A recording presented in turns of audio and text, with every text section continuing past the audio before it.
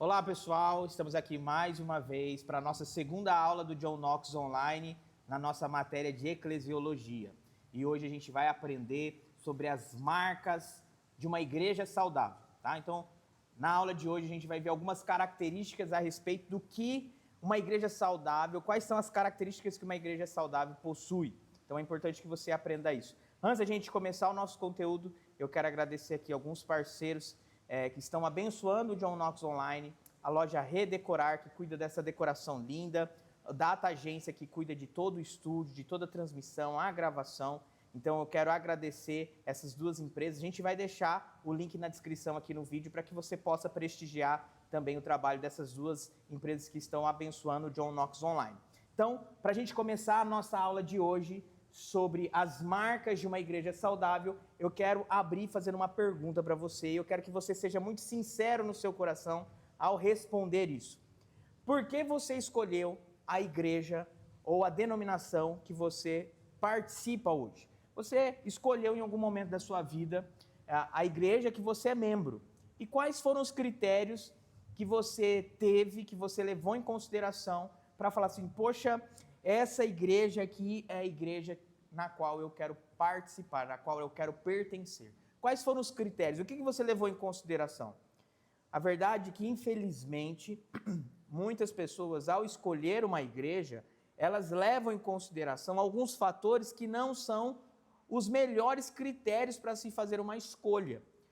Por exemplo, alguém pode falar assim, eu gosto dessa igreja porque o horário me agrada, porque ela termina cedo. Eu gosto dessa igreja porque o pastor fala bem mansinho. Olha, eu gosto dessa igreja porque o som, o louvor é animado, é agitado. Eu gosto dessa igreja porque não tem barulheira no louvor, a música é bem calma, é bem tranquila. E você cria alguns critérios a respeito das igrejas e a partir desse critério você escolhe uma igreja a qual pertencer.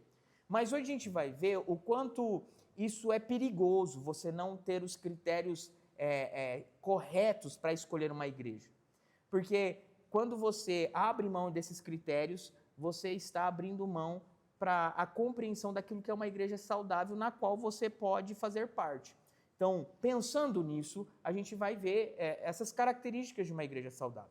Eu também quero, já de antemão, antecipar um detalhe muito importante a respeito da aula de hoje. A gente vai estudar sobre as características de uma igreja saudável, e esse conteúdo não é para você aprender e depois fazer uma crítica para a sua igreja, fazer uma crítica à sua liderança, fazer uma crítica à igreja dos seus familiares, dos seus amigos. A ideia, o propósito do John Knox não é esse. O propósito é que você tenha conhecimento e a partir desse conhecimento o Senhor possa te usar como uma pessoa que tem entendimento, que tenha clareza, que vai interceder pela sua igreja, que vai interceder pela igreja do Senhor, pelo reino de Deus, e que você vai ser esse cristão maduro a partir daquilo que você vai aprender hoje. Então, diante daquilo que você aprender nessa noite, eu não quero que você saia daqui depois e fale assim, olha, e vira para o seu irmão, e vira para o seu amigo, e fala assim, a sua igreja é ruim, e a minha igreja é melhor, porque a sua igreja não tem essa característica, e eu aprendi no John Knox que essa característica é de uma igreja saudável, e a sua igreja não tem essa característica, portanto, a sua igreja é uma igreja ruim. Não é esse o propósito, não é esse o objetivo, tá? Então tenha temor com aquilo que você vai aprender hoje, a maneira de você aplicar o seu conhecimento, a maneira como você vai se posicionar diante daquilo que você aprender aqui. Quero lembrar você dos primeiros capítulos do livro de Apocalipse, onde algumas igrejas tinham pecados terríveis, problemas sérios e graves.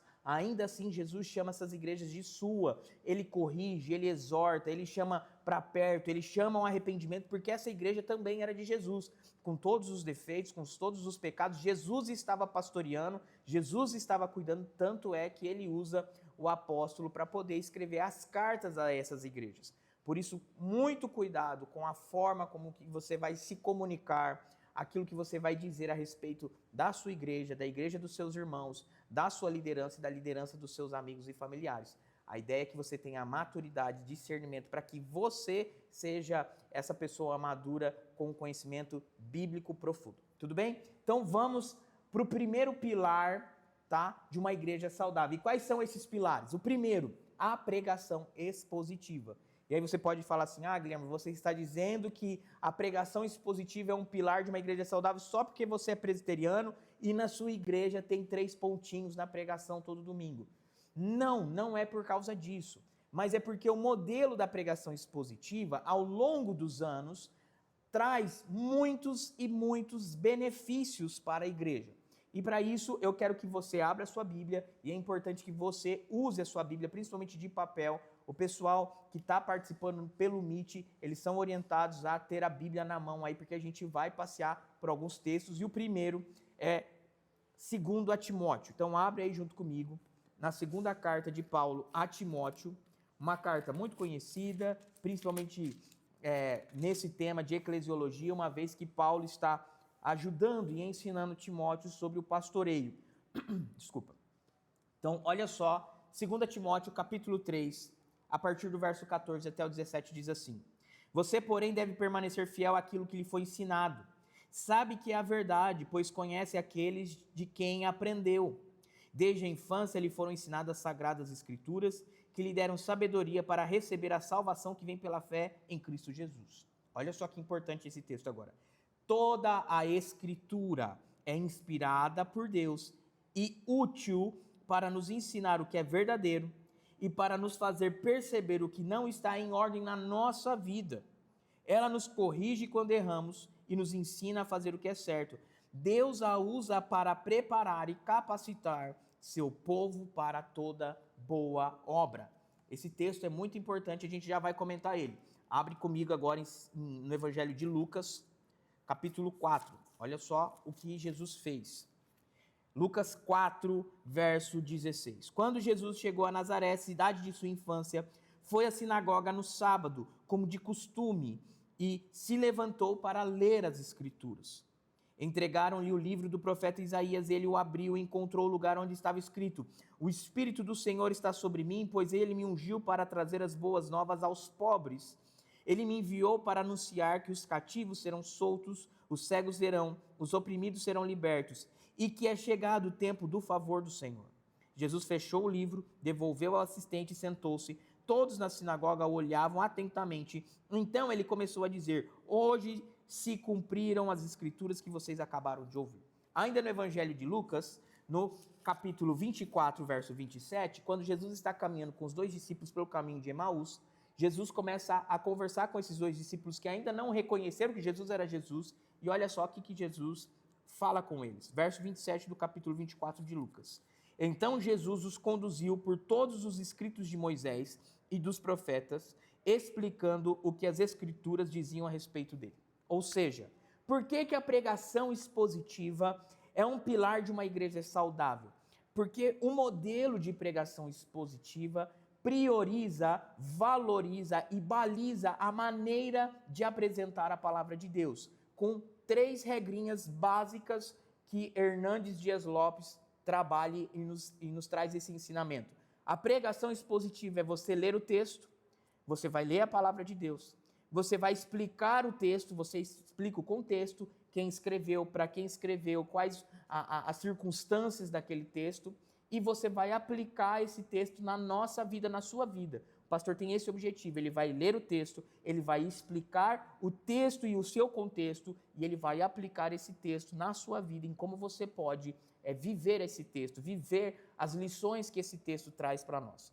E a pregação expositiva é isso, por isso que a gente leu o texto de Timóteo e de Jesus, lendo a Escritura e depois ensinando sobre essa Escritura, e também no capítulo 24, onde Jesus passa pela lei mosaica, passa pelos profetas, explicando toda essa lei, todos os profetas, ele explica para os discípulos. Então a pregação expositiva, ela é um pilar de uma igreja saudável, porque ao longo dos anos, toda a membresia vai aprendendo com profundidade da palavra de Deus, porque a cada domingo, e infelizmente, para muitas pessoas, domingo é o único momento que ela abre a Bíblia.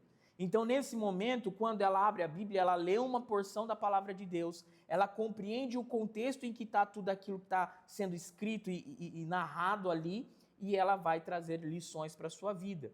Então, ao longo dos anos, a membresia acaba tendo um conhecimento bíblico profundo e razoável das Escrituras. tá? Então, por isso que a pregação expositiva é uma dieta mais saudável e equilibrada para uma igreja ao longo dos anos. A gente não come pizza todos os dias, a gente não come carne vermelha, churrasco todos os dias. Nós deveríamos ter uma dieta saudável e balanceada para a nossa própria saúde, para que o nosso corpo cresça, tenha os nutrientes necessários para a gente ter um bom sistema imunológico e etc, etc. Por isso, a igreja precisa também ter uma dieta balanceada, a exposição do Novo Testamento, a exposição do Antigo Testamento, respeitar o contexto, respeitar a compreensão e a dinâmica e a comunicação com a comunidade. Enfim, a pregação expositiva é um pilar de uma igreja saudável. Guilherme, só existe esse modelo de pregação? Não, existem outros modelos. Guilherme, quem prega outros modelos? A pregação textual, a pregação temática, como a gente vai ver também, a biográfica.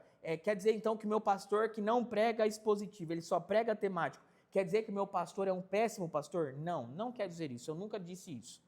Porque o jeito de pregar é uma ferramenta, é um sistema de exposição das Escrituras. Mas quem está pregando é um ser humano.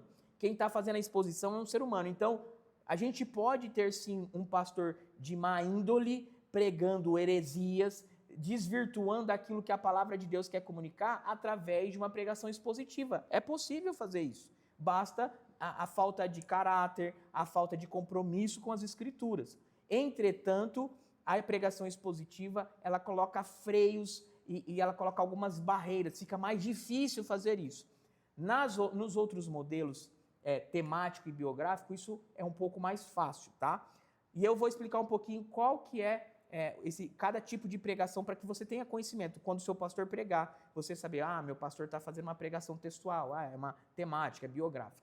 A expositiva a gente já falou, pegar o texto, ler o texto, explicar o texto e aplicar o texto é uma porção mais considerável da palavra de Deus. Então é possível pegar um capítulo, é possível pegar uma porção significativa de versículos e expondo esse trecho da palavra de Deus. A textual geralmente pega uma quantidade de versículos menor, então pega 3, 4 versículos apenas e a divisão da pregação vai respeitando a divisão bíblica. Então pega o versículo 1, traz uma lição a respeito do versículo 1, um tópico no versículo 1, no versículo 2, no versículo 3, no versículo 4, e vai fazendo a divisão da pregação respeitando a divisão dos versículos. Na expositiva eu consigo fazer agrupamentos. Do verso 1 ao verso 5 eu tenho o tópico 1 que ensina isso, isso, isso. Do verso 6 ao verso 10 eu tenho o tópico 2 que ensina isso, isso, isso. Então, a expositiva eu consigo pegar um trecho maior das Escrituras, explicar um pouco mais, aprofundar um pouco mais dentro do contexto.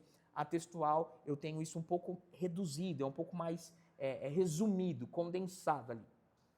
A pregação temática, eu trabalho um tema, então eu vou falar sobre fé. Então eu pego Abraão e o modelo de fé, eu vou pegar também o povo que tem que olhar para a serpente para ser curado, e aí eu vou pegar Paulo e Pedro, eu vou pegar Jesus falando sobre fé, eu vou pegar o livro de Romanos e eu vou pensando alguns versículos e construindo uma ideia a respeito de um tema que eu me proponho a trazer para a igreja. Esse modelo, a gente não recomenda, e eu vou colocar bem entre parênteses, tá? Não recomenda, porque como a gente entende que a pregação expositiva é um pilar importante, qual que é o grande problema da pregação temática? É que quando o pregador pinça alguns versículos para criar o seu entendimento a respeito de um determinado tema, ele fica limitado na explicação e contextualização de cada versículo. Veja, quando eu pego um versículo, eu tenho que entender que esse versículo está inserido dentro de um contexto. E quando eu vou pegando versículos de vários livros do Antigo e do Novo Testamento e vou jogando no meu argumento, eu diminuo o meu tempo para explicar qual é o contexto onde esse versículo foi escrito. Por que esse versículo foi escrito? Quem escreveu? Para quem escreveu? Por que ele escreveu? Qual que era o objetivo desse versículo? Do que ele quer comunicar? Eu só pego o versículo e jogo dentro do meu argumento a respeito desse tema. Então, a pregação temática, ela acaba tendo mais liberdade para poder falar aquilo que a gente pensa. Porque tem uma restrição do tempo, tem uma limitação do tempo, tem a limitação de não conseguir explicar cada contexto de cada versículo que eu vou pensar, por isso que a pregação expositiva acaba sendo um pilar importante. E a biográfica, eu vou pegar um personagem e vou trabalhar esse personagem, seja dentro de um texto, um único texto, ou seja, passeando por um livro, por exemplo. Nós vamos falar sobre o discípulo Mateus, né? Então, eu vou pegar todas as vezes que ele aparece, tanto no evangelho que ele escreve, quanto no evangelho de João, eu vou pegar ele no evangelho de Lucas, enfim, eu vou pegar ele, toda vez que o discípulo Mateus aparece, eu vou pegar ele e eu vou trazer uma lição sobre esse personagem, e acaba sendo uma pregação biográfica, tá bom? Esse é o primeiro pilar de uma igreja saudável, a pregação expositiva. Tudo bem? Vamos para o segundo pilar, teologia bíblica. Se eu tenho uma pregação expositiva, eu também tenho agora uma teologia bíblica. E o que eu quero dizer com isso? Vamos lá para Timóteo, volta lá a sua Bíblia para 2 Timóteo capítulo 4. Tá? 2 Timóteo capítulo 4, abre aí comigo.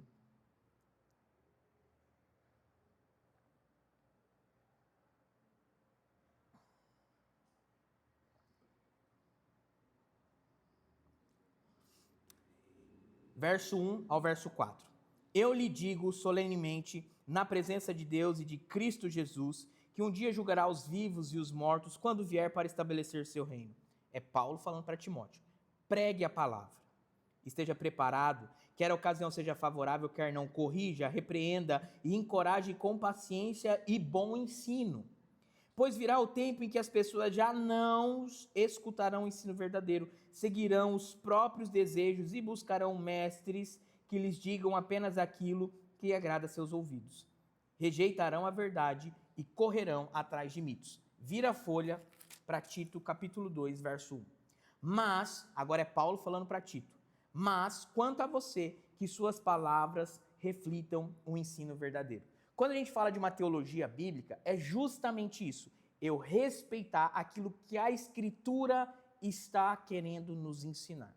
Porque é bem fácil, e o que Paulo está falando, principalmente se a gente voltar para o capítulo 3 ali de 2 Timóteo, é que as pessoas vão desvirtuar a palavra e a sã doutrina. E como isso acontece? Quando eu vou para a Escritura, leio um trecho, leio um texto, aprendo sobre um discípulo, aprendo sobre um personagem bíblico, e ao invés de eu extrair lições, eu trago a minha perspectiva para dentro da Bíblia.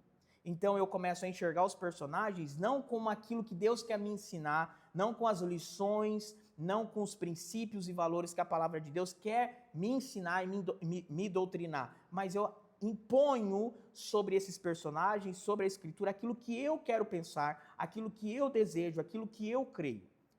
E a ideia é que seja o contrário. Vou dar um exemplo.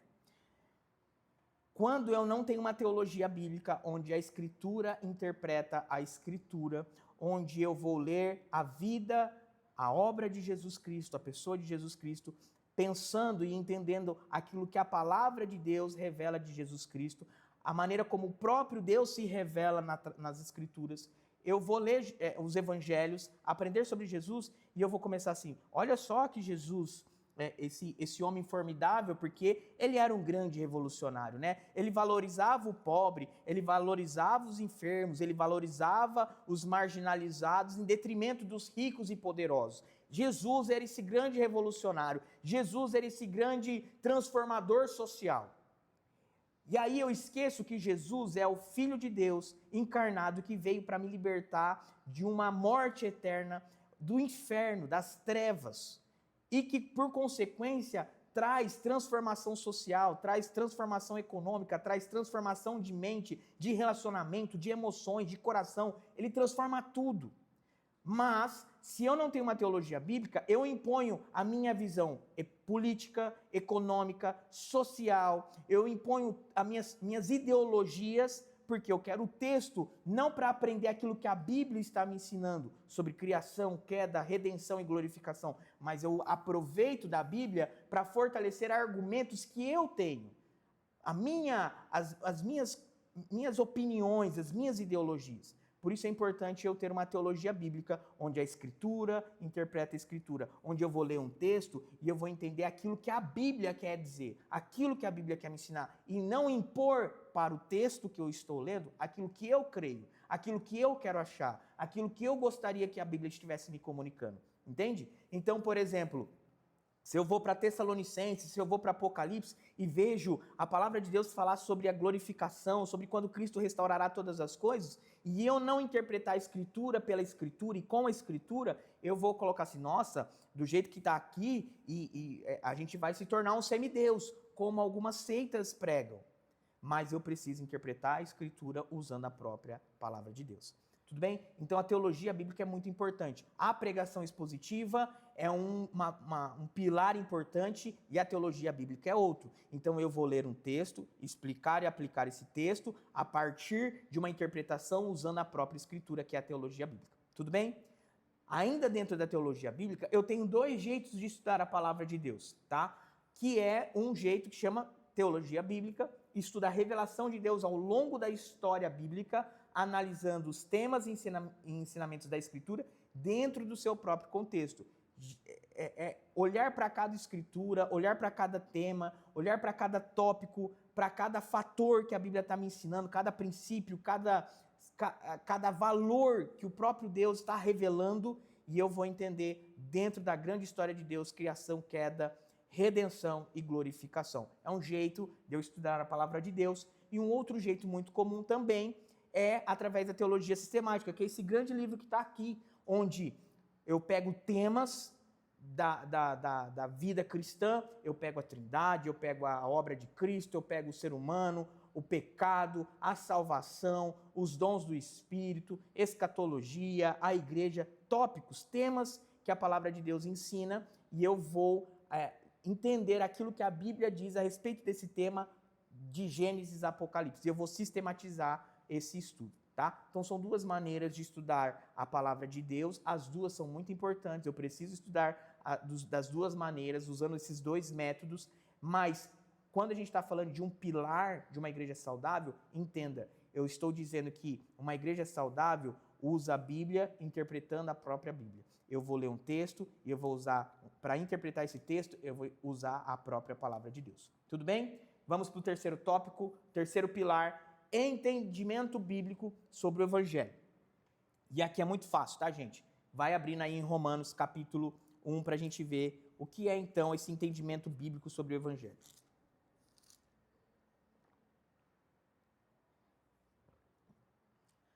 Quando a gente fala sobre o entendimento bíblico sobre o Evangelho, a ideia é todo mundo da sua igreja, inclusive você, e principalmente você que está assistindo, você precisa saber responder a pergunta: o que é o Evangelho?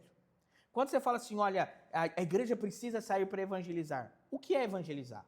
Você precisa ter uma resposta clara, objetiva e profunda sobre isso, porque isso resume tudo que nós aprendemos na Escritura, que é essa boa notícia de que temos salvação. O Evangelho é uma boa notícia, mas a boa notícia precede uma informação muito importante: nós estávamos condenados. Então, quando a gente fala de Evangelho, a gente está falando assim de um povo, de uma membresia, de uma igreja que zela por sempre estar ensinando que Deus criou a humanidade, Deus criou o homem, e o homem pecou, a queda, com letra maiúscula.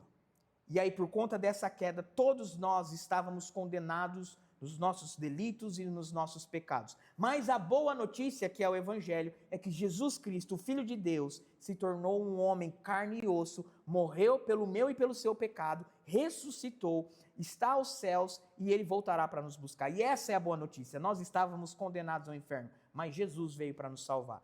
Todos de uma igreja saudável têm que ter a compreensão clara do que é o Evangelho.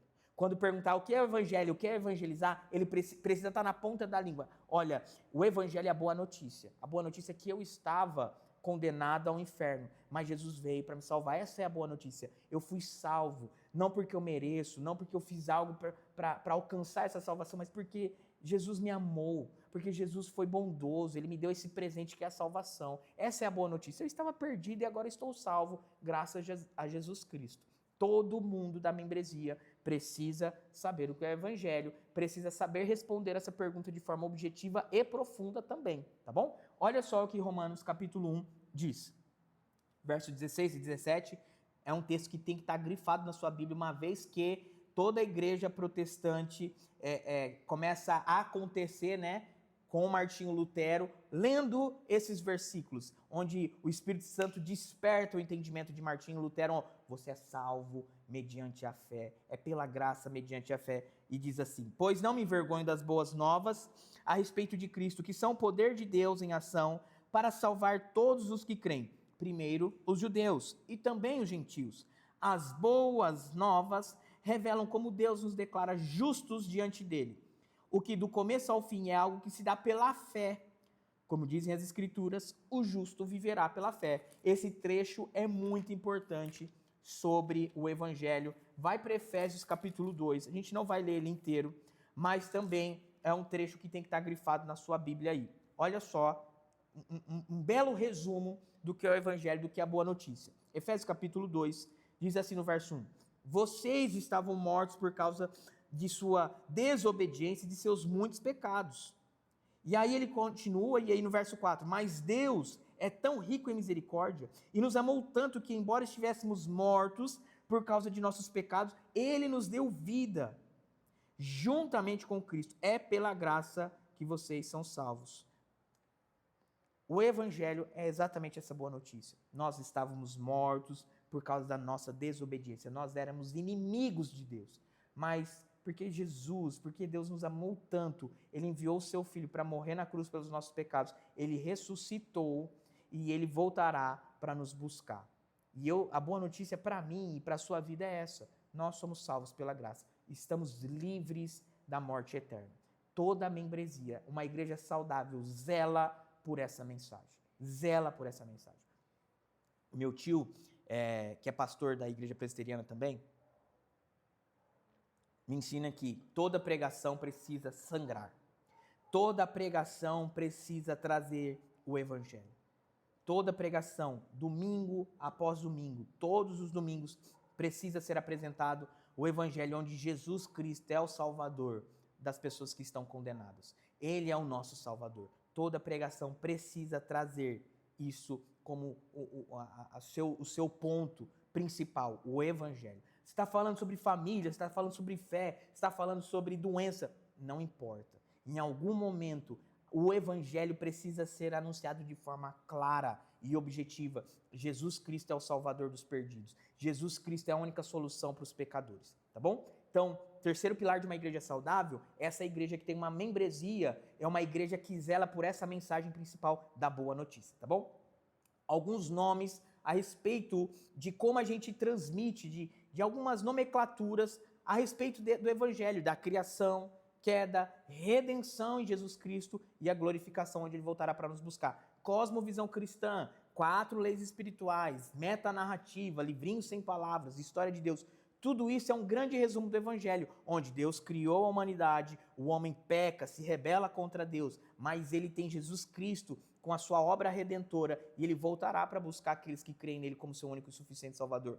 Todas essas nomenclaturas, todos esses tópicos, como cosmovisão cristã, 4 leis espirituais, o livrinho sem palavras que conta essa história sem nada escrito, tudo isso comunica o Evangelho de forma às vezes mais lúdicas, às vezes de uma forma mais contemporânea, como a gente vê cosmovisão cristã, onde a gente aplica essa ideia, a criação, queda, a redenção e glorificação na política, na arte, na comunicação, na educação, na família, enfim, na saúde. A gente olha para todas essas áreas entendendo que Deus criou o homem, que o homem peca e por isso que todo esse trabalho, por isso que a política, a educação, elas possuem e carregam as consequências e as marcas do pecado. Jesus Cristo é o único capaz de resolver o problema do ser humano caído com o seu sangue redentor e ele voltará para buscar todos aqueles que creem nele como seu único e suficiente Salvador. Todos esses tópicos trazem um entendimento bíblico sobre o Evangelho: criação, queda, redenção e glorificação. Tudo bem? Terceiro pilar. Quarto pilar, entendimento bíblico sobre membresia. Talvez esse seja o pilar mais que vai exigir mais de nós, tá? Como indivíduos, como pessoa física. Esquece agora a sua comunidade, você como parte de uma comunidade. Pensa em você, no seu entendimento sobre a sua participação, sobre você como um membro de uma igreja. Vamos para Atos capítulo 1 para a gente ver alguns textos aí. Atos capítulo 1.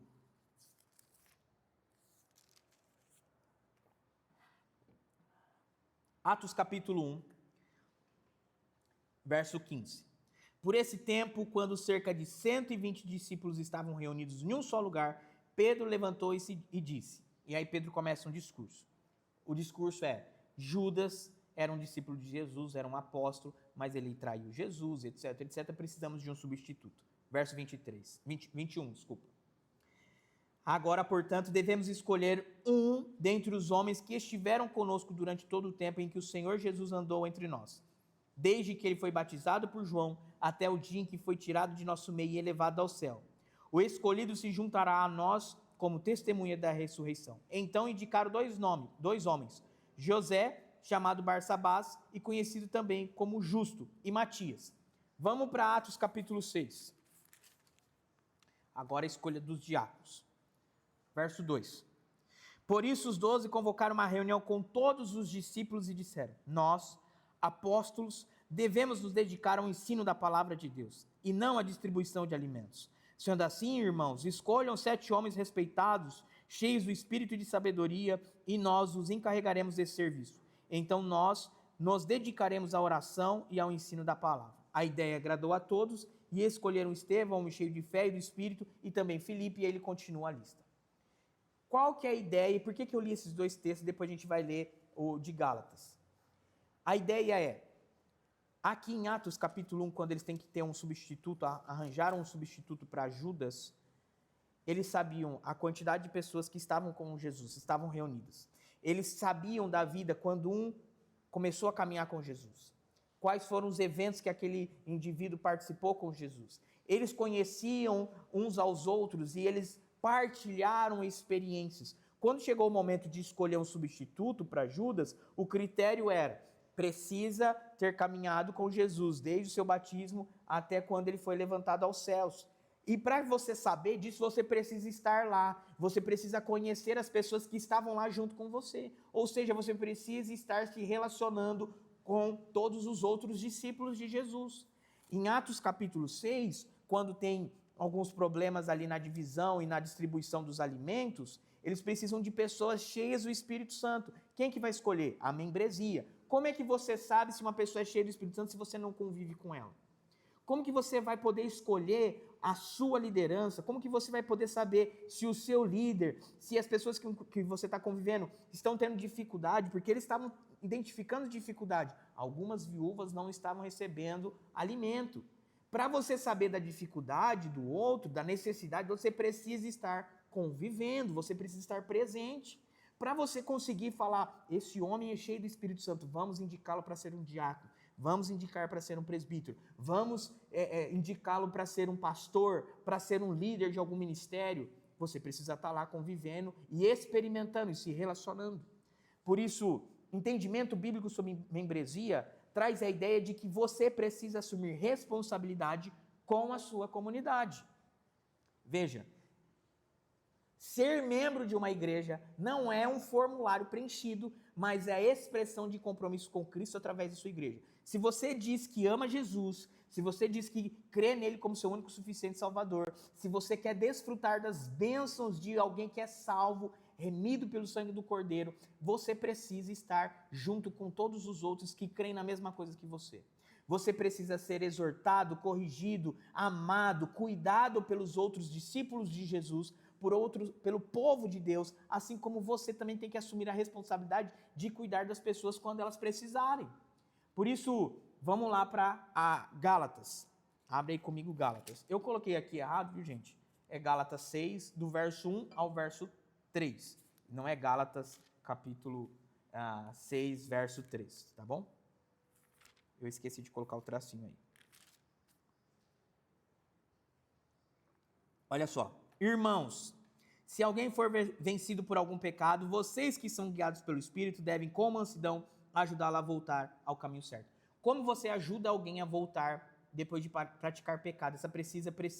essa pessoa que pecou, que está se afastando porque está envergonhada do pecado, como que você vai ajudá-la com mansidão, com amor, a trazer ela de volta para o relacionamento com Cristo, se você não participa, se você não sabe o que está acontecendo na vida dessa pessoa?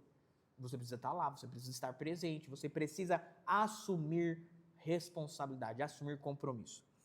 Verso 2. Desculpa, ainda no verso 1. E cada um cuide para não ser tentado.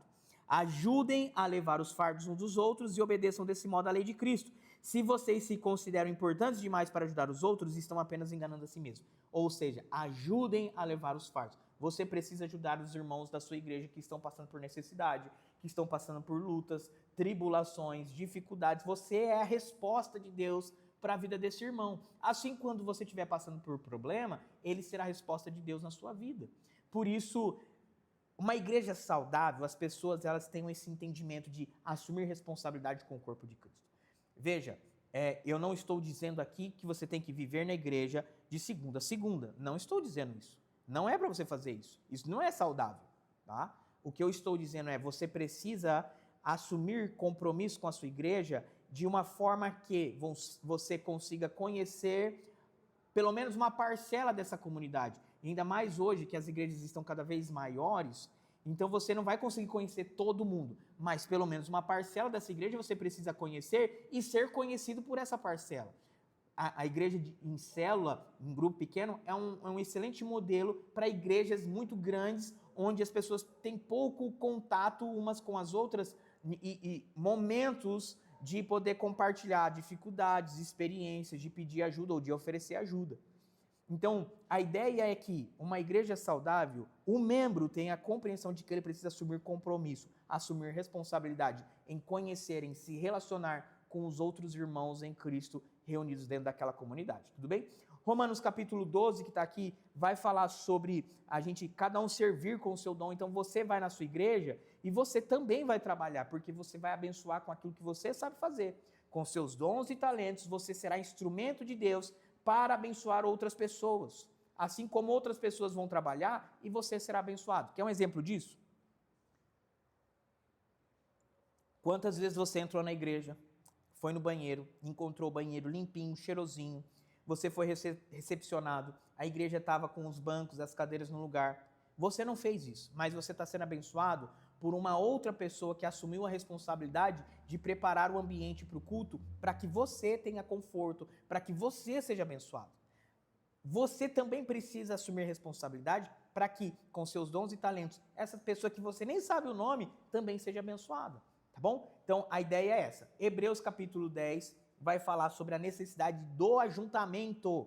Então, em Hebreus capítulo 10 fala assim, olha, não faça como alguns que estão deixando de se reunir. Você precisa se reunir, tá? Então, é uma orientação do autor de Hebreus para que as pessoas se reúnam para o culto público. Tudo bem? Quarto pilar a respeito de membresia. Você precisa ter um entendimento sobre membresia. Quinto pilar, disciplina na igreja, tá?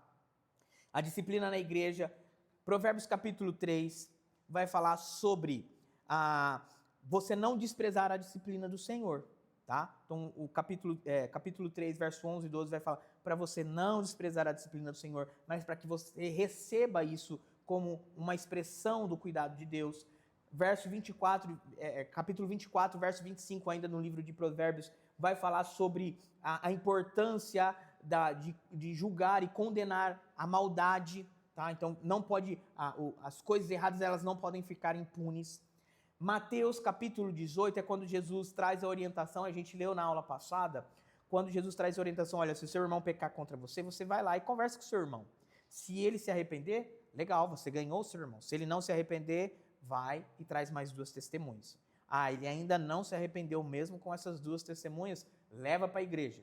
Se ele não acatou a repreensão da igreja, então a igreja vai discipliná-lo, vai exortá-lo, e aquilo que foi decidido pela igreja, o próprio Cristo vai assinar embaixo, porque onde estiverem 2 ou 3 reunidos no meu nome, ali eu estarei presente. A ideia aqui sobre disciplina, tá? Esse trecho que fala sobre 2 ou 3 reunidos no nome do Senhor tem a ver com quando a igreja se reúne para decidir sobre situações que estão acontecendo no seio da igreja, tá bom? Então é um trecho da palavra de Deus que fala sobre disciplina, sobre irmãos tendo conflito dentro dessa comunidade. 1 Coríntios capítulo 5. Vamos ler porque esse trecho aqui é um pouco mais interessante, tá? Primeira carta aos Coríntios, capítulo 5. Comenta-se por toda parte que há imoralidade sexual em seu meio, imoralidade que nem mesmo os pagãos praticam. Soube de um homem entre vocês que mantém relações sexuais com a própria madrasta. Como podem se orgulhar disso? Deveriam lamentar-se e excluir de sua comunhão o homem que cometeu tamanha ofensa. Olha só o verso 12 do mesmo capítulo 5.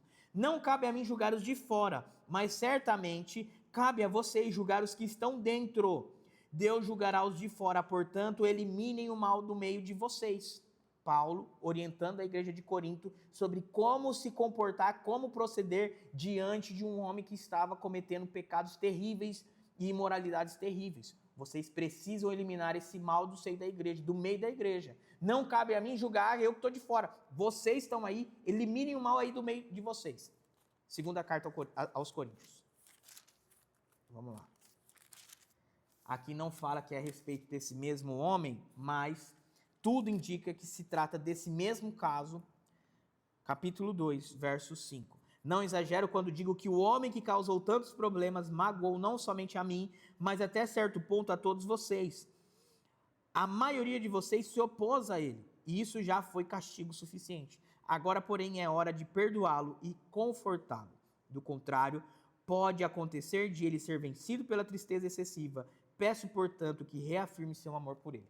Ou seja, Paulo está ensinando uma igreja que, quando tem um caso sério, grave, quando há falta de caráter, quando há pecado, imoralidade, enfim, quando há algum desvio no meio da igreja, a igreja precisa corrigir, disciplinar.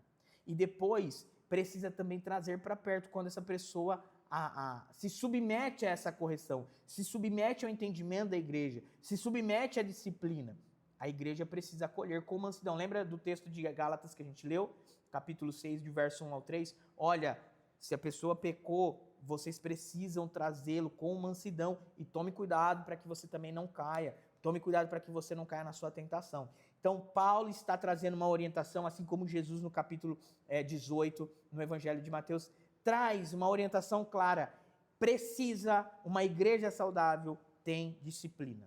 Disciplina no sentido de corrigir o mal, trazer, você está pecando, você está fazendo coisas erradas, você está se comportando de uma forma que não está escrita, de uma forma que não é compatível com alguém que é regenerado, com alguém que é salvo, de alguém que é filho de Deus. O seu comportamento, as suas atitudes, a sua vida não está compatível com alguém que se diz salvo. Você precisa mudar, você precisa ser corrigido, você precisa ser disciplinado. Uma igreja leva a sério a disciplina.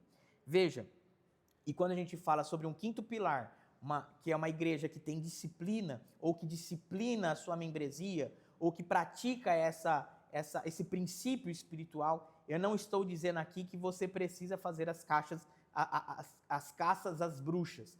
Não é para você ser um cangaceiro da fé, tá? Não é para você ser um irmão que agora vai começar a colocar o dedo na cara de todo mundo e dizer você está errado, você fez isso, você precisa se arrepender.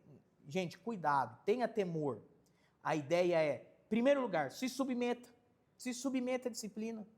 A primeira coisa é, o quanto você estaria com o coração quebrantado, sincero, aberto, humilde, para poder reconhecer os seus erros e se submeter a uma disciplina na igreja. Pensou? Você estaria disposto? Você se submeteria a uma disciplina eclesiástica? Enfim, no segundo momento, você faz parte desse processo. Você também é responsável por ajudar os seus irmãos, caso eles estejam ou precisem ser disciplinados, ajudá-los no processo de restauração. Seja em um momento corrigindo, trazendo luz para a vida dele, para aquele comportamento que é pecaminoso, seja também trazendo de volta com amor, com misericórdia, assim como Paulo também orientou na segunda carta aos Coríntios, tá bom? Então, a disciplina na igreja é um pilar importante. Olha alguns benefícios. Deixa eu voltar aqui. Hebreus capítulo 12, grifa na sua Bíblia. Eu nem vou passar aqui, eu não vou ler, porque é um trecho um pouco mais extenso. Marque na sua Bíblia, deixa grifado. Hebreus capítulo 5, capítulo 12, a partir do versículo vai falar assim, ó, tenha como motivo de ânimo, tenha como motivo de alegria, sabe? Olha, fique feliz, porque Deus está disciplinando você, corrigindo você com açoites. Essa é a expressão, pode ler lá. Fique curioso e leia. Hebreus capítulo 12. Fique feliz quando Deus, disciplinando você, o açoitar, o fustigar as suas costas. Porque isso é expressão de amor. Porque Ele só faz isso com quem Ele ama. Ele só faz isso com seus filhos. Ele só corrige, Ele só disciplina os filhos. Então, se Ele está fazendo isso com você, fique feliz, porque é Deus te corrigindo, porque Ele te ama, porque Ele quer o bem para você, tá? Então, por isso que uma igreja saudável, ela vive a disciplina. Ora corrigindo, a membresia corrigindo, ora eu sendo corrigido, ora eu exortando, trazendo repreensão, ora eu sendo repreendido. Tudo isso em amor, com o temor do Senhor e respeitando a liderança da sua igreja. Tudo bem? Na igreja presbiteriana, por exemplo, existe um código disciplinar. A disciplina acontece de forma organizada, de forma ordeira, não é qualquer um que faz, não é em qualquer momento. Existe um jeito correto, bíblico, de ser feita a disciplina. E a igreja presbiteriana leva isso tão a sério que documentou isso. Olha, igreja, quando precisar disciplinar algum irmão, você tem que fazer assim, assim, assim, assim, assim, assim, assim, e traz todo o roteiro para a gente corrigir e disciplinar, para que isso seja feito com muito temor, com muita sabedoria, com muito discernimento, tá? Então, é importante você viver essa disciplina na sua igreja, ora participando, ora sendo corrigido, com muito temor e submissão à sua liderança. Olha alguns benefícios da disciplina. Bem do indivíduo disciplinado, ou seja, quando você corrige, é o texto de Hebreus, capítulo 12, quando você é corrigido, é para o meu próprio bem. Quando o meu pai vem e me corrige, quando um ancião vem e me corrige, quando os meus parentes, os meus amigos vêm e falam assim, Guilherme, não pegou bem, não faça isso, não é legal, é para o meu próprio bem, eu preciso entender que eles me amam e eles querem o melhor para mim, por isso que eu estou sendo disciplinado, por isso que eu estou sendo corrigido, por isso que eu estou sendo exortado, confrontado nos meus pecados, porque eles querem o meu bem. Segundo benefício, revelar o perigo do pecado. Quando a pessoa vem e fala assim, não faça isso porque isso é pecado, o pecado é uma burrice contra nós mesmos, traz consequências severas para a minha própria vida e para a vida das pessoas que estão próximas a mim. Quando alguém vem e fala assim, Guilherme, você está fazendo isso, você está pecando. Guilherme, para com isso. Olha, não faça isso, isso é pecado, as consequências desse pecado são severas, são graves, são profundas, são marcantes. Não faça isso. Se arrependa, mude de vida, mude de comportamento. Eu estou sendo ensinado e alertado sobre as consequências, o perigo, o mal que o pecado causa na minha vida e na vida de quem eu amo. Terceiro benefício, saúde da igreja. A igreja é uma igreja saudável, porque vive essa disciplina. Ou seja, se tem alguém, igual aqui o caso da igreja de Corinto, um homem cometendo diversas imoralidades, dormindo inclusive com a mulher do pai. Gente, isso gera um mal-estar, um problema sério na comunidade. E se não tem disciplina, há a sensação de impunidade, há a sensação de que qualquer um pode fazer o que quiser. Então é importante que para a saúde do corpo, da igreja, da comunidade, para o bem-estar daquela congregação, a disciplina aconteça. Quarto benefício, testemunho da igreja. Os de fora vão olhar e falar assim, nossa, aquele irmãozinho da sua igreja, nossa, pois é, ele faz isso. Ele é crente, mas ele faz isso.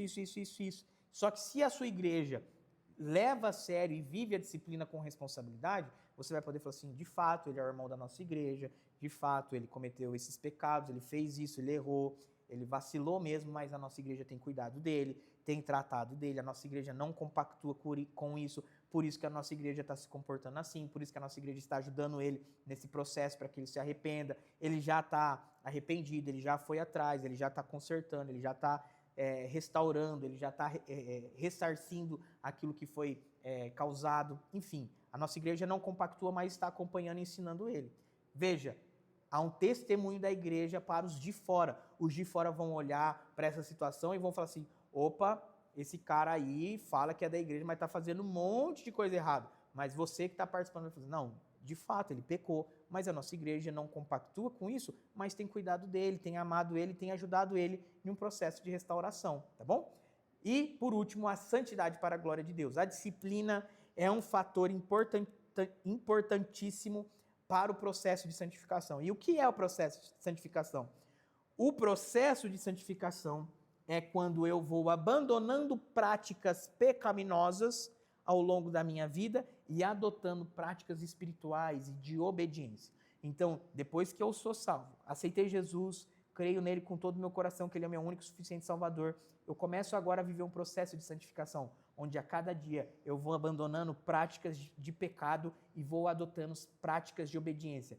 E o processo disciplinar, a disciplina para a membresia, para uma igreja, ajuda nesse processo de santificação, que no fim das contas glorifica o nome de Deus. Tudo bem? Então, o nosso quinto pilar é a disciplina na igreja. Submeta-se à disciplina da sua liderança.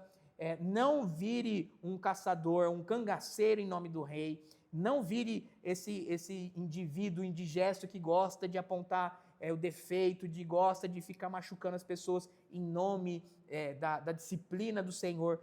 Primeiro, submeta-se. Primeiro, seja disciplinado. Primeiro, seja corrigido, para depois você participar também do processo de correção e disciplina de outros irmãos. No primeiro lugar, você precisa ter humildade, nós precisamos ter humildade, recebermos correções, disciplina, para então participarmos com maturidade, discernimento e sabedoria desse aspecto tão importante de uma igreja saudável. E para a gente encerrar, o sexto pilar. Uma liderança bíblica.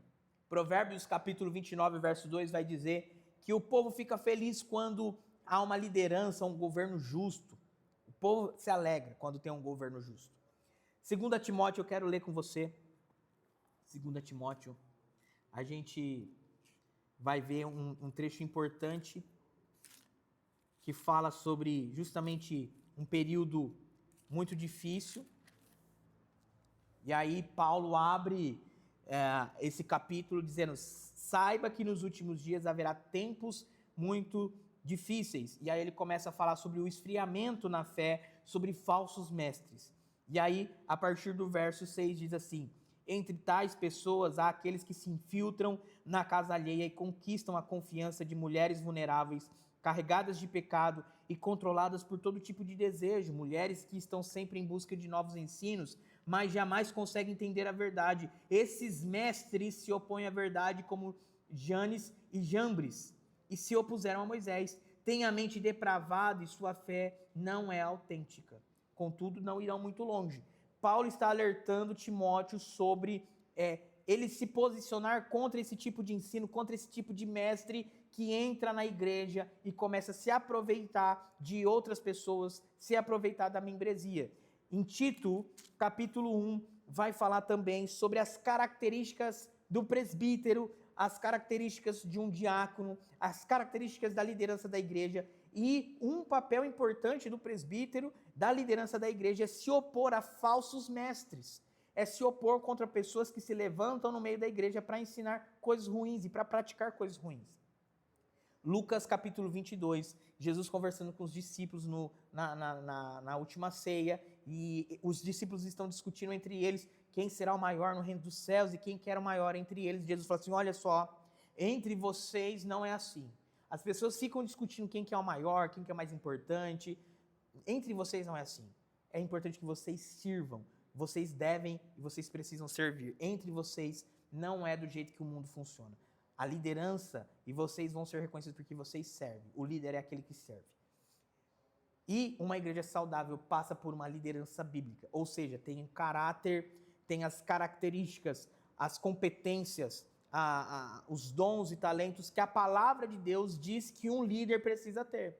E se você quer saber isso com mais detalhes, quais são essas características, esses atributos, você pode ler 1º, 2 Timóteo, o livro de Tito, que vai trazer de forma muito clara todos esses aspectos de uma liderança bíblica.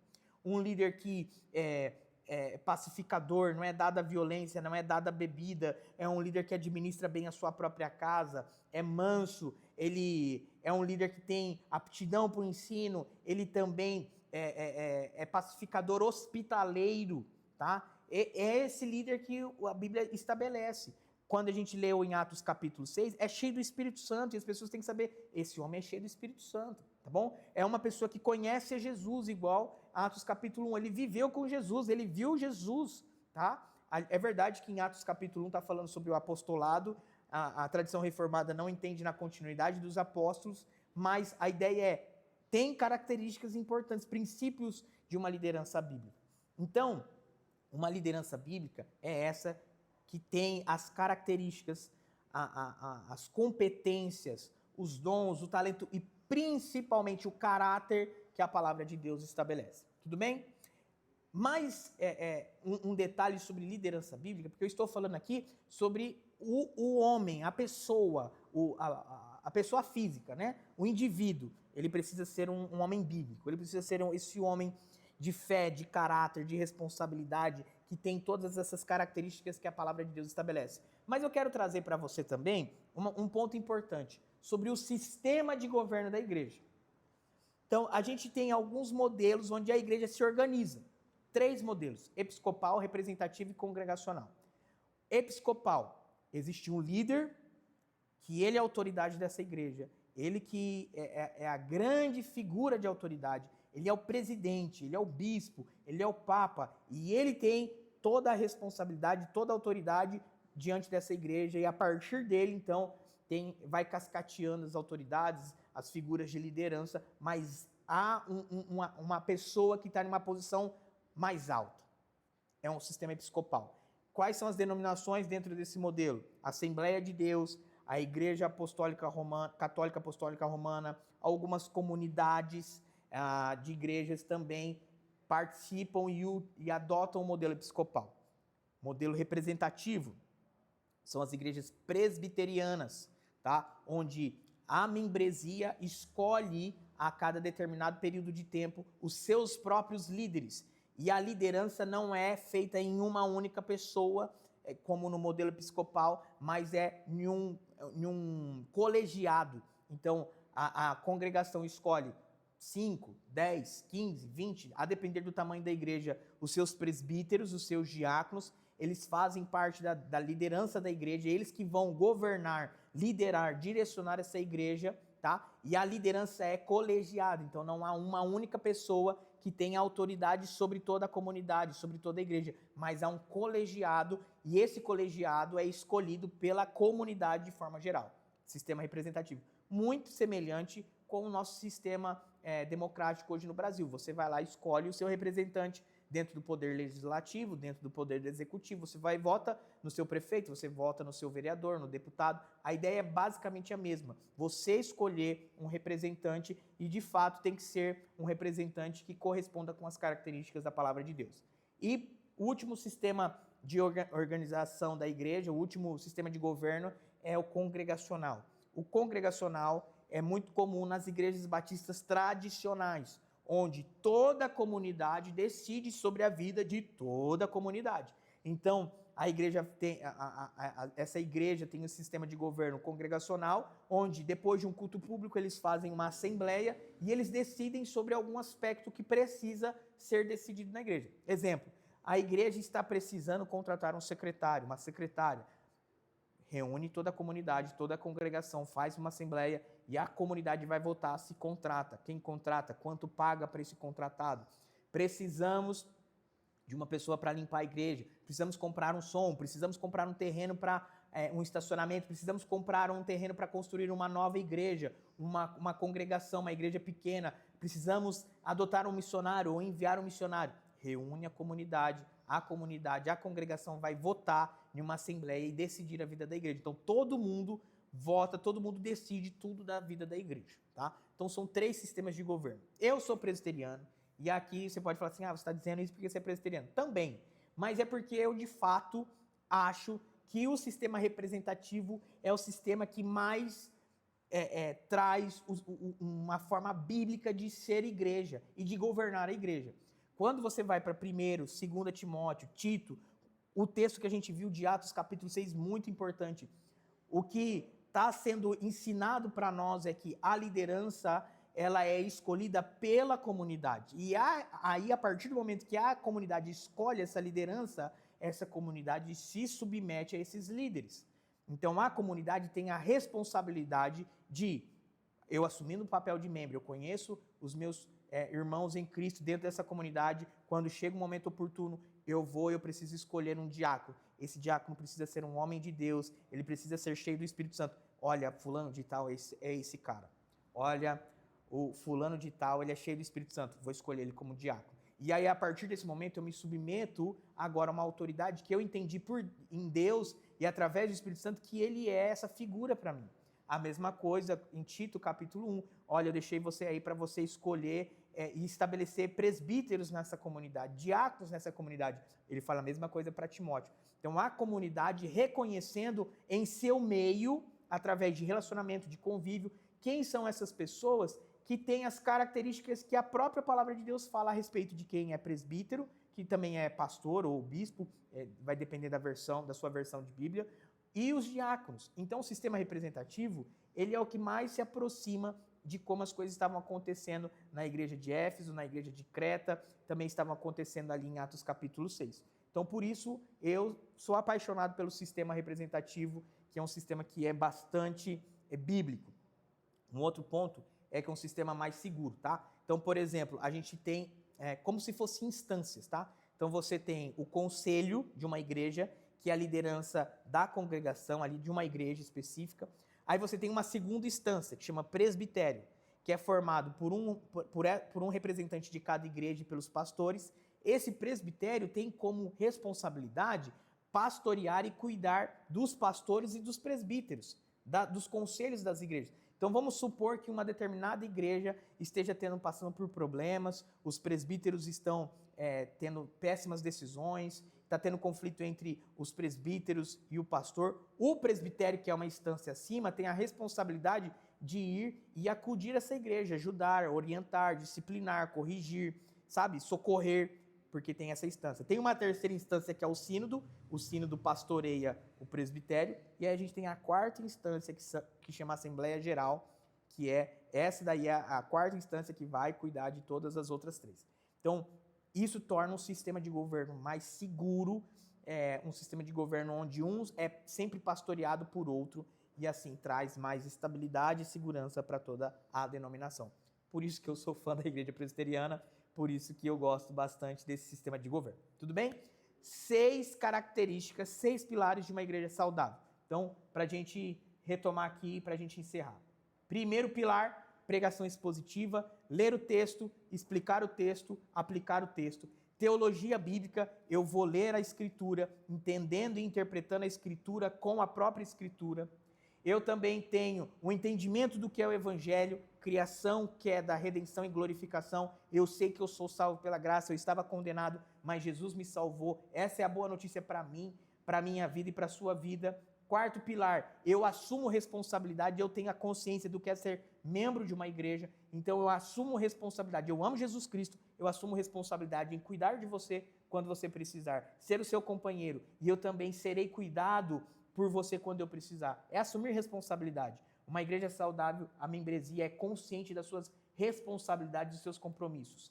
Quinto pilar, eu me submeto à disciplina e eu também participo da disciplina dos outros irmãos, seja trazendo luz sobre algum determinado pecado, algum erro, mas também e principalmente acolhendo e trazendo misericórdia e mansidão quando essa pessoa está em um processo de restauração, e eu me submeto a isso. Uma igreja saudável tem disciplina em seu meio e, por último, uma liderança bíblica, né? Tanto o indivíduo é bíblico, o indivíduo tem as características que a palavra de Deus estabelece, mas o jeito de ser igreja, o sistema de governo, a forma de se organizar da igreja também deve estar sempre pautada na palavra de Deus, respeitando princípios e valores eternos. Tudo bem? Gente, a respeito desse último, não é que o episcopal e o congregacional não é bíblico, tá? Tem fundamentação bíblica também, mas o representativo, com todo respeito aos demais, o representativo tem muito mais fundamentação, tem muito mais base bíblica para poder se organizar dessa forma, beleza? 6 pilares de uma igreja saudável. Eu quero trazer 2 exercícios para você. Primeiro, a respeito da pregação expositiva. Eu tenho um bloquinho de notas aqui, um caderninho de notas. Ó. Isso daqui são todas as pregações na igreja que eu frequento, da Terceira IPI, desde setembro de 2022, ó. São todas as pregações de todos os domingos que eu vou anotando. Então, a primeira atividade, nesse domingo, anote a pregação do pastor e veja, descubra qual que é o tipo de pregação que ele está utilizando. A expositiva textual, temática ou biográfica. Lembrando que não é que uma é pecaminosa e a outra é bíblica, não é que uma é errada e a outra é certa. Não se trata disso. Estou dizendo que o modelo expositivo, ao longo dos anos, ele é mais saudável para a comunidade. Mas a ideia é, anote para que você tenha mais atenção naquilo que está sendo exposto, na pregação, na palavra de Deus. Então, anote e aprenda os jeitos de um pregador expor as escrituras. Esse é o primeiro exercício. E o segundo exercício é, identifique na sua igreja qual é o sistema de governo, se é o episcopal, representativo ou congregacional. Tudo bem? Na semana que vem a gente vai falar um pouquinho sobre isso daqui, ó. O desafio, julgar ou não julgar? Você pode julgar o irmão ou não? Lembra quando a gente estava falando sobre disciplina? Tem um texto que a gente leu de Provérbios que fala justamente sobre julgar, tá? Mas semana que vem a gente conversa um pouquinho mais sobre isso. Gente, muito obrigado pela aula de hoje. Qualquer coisa você deixa aí no comentário a sua dúvida. Se a gente conseguir, a gente responde para você.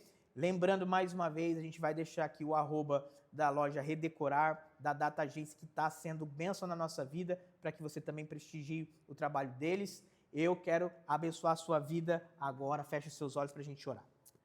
Jesus, muito obrigado por essa aula. E eu peço, Espírito Santo, que o Senhor gere no nosso coração humildade diante de tudo aquilo que estamos aprendendo. Não queremos ter a arrogância e o orgulho espiritual, muito pelo contrário, muito pelo contrário. Queremos ser esses homens e mulheres que entendem, que aprendem, que se submetem à tua santa palavra, à igreja que o Senhor nos chamou para participar e compor. Por isso, que esse entendimento crie raiz no nosso coração e que a gente possa ter sensibilidade, discernimento, sabedoria, Senhor, para poder se comportar como um verdadeiro membro do corpo de Cristo. Alguém que compreende a Escritura, alguém que sabe da boa notícia do Evangelho e vive isso com profundidade, assumindo responsabilidade, se submetendo, aprendendo com vontade, com prazer da Tua palavra, Jesus. Por isso, muito obrigado por tudo aquilo que o Senhor tem nos ensinado a respeito de como ser igreja. Essa é a nossa oração, Jesus, para que o Senhor esteja realmente nos abençoando. Em nome de Jesus. Amém. Amém, pessoal? Muito obrigado. Até quarta-feira que vem. Deus te abençoe e até lá.